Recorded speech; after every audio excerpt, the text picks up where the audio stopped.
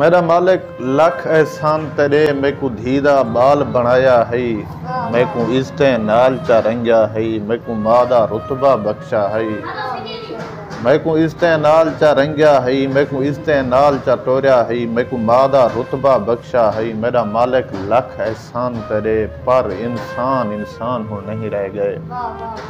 हैन प्यू दे रुतबे बहु सारे, तहूं अदब दे नाल अलवेंदी हाँ। मेरी गाल तां सारी कौड़ी है, पर सच है सच अलवेंदी हाँ।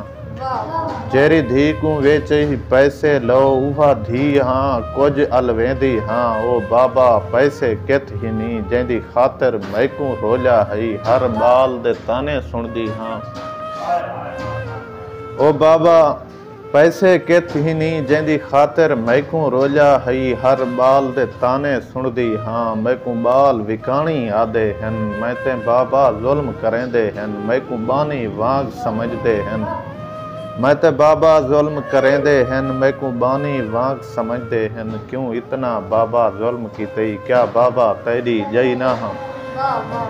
क्यों इतना बाबा जुल्म कीते, क्या बाबा तेरी जई ना हम। इहा गाले माँ जो मर गई है, ना ता क़यामत तक ना रुलदी मैं। रब माँ कोलू महरूम कीते, तुझा ताईं भी बाबा जुल्म कीतन। जे माँ होंदी ना रुलदी मैं, ना कहंदे दर विकांदी मैं।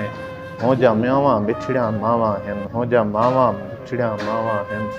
मेजा भेणी माँ दी कदर करो, प्यू माँ दे नाल तां प्यू होंदन, ए माँ दे बाद कसई होंदन। अबा गला तलवाया माफ़ करें, ना क़यामत दे हिसाब करें। बस मेरी किस्मत माड़ी है, सारी जिंदगी बाबा खुश रावें, ना दुख ते दे कोई वाट आवे।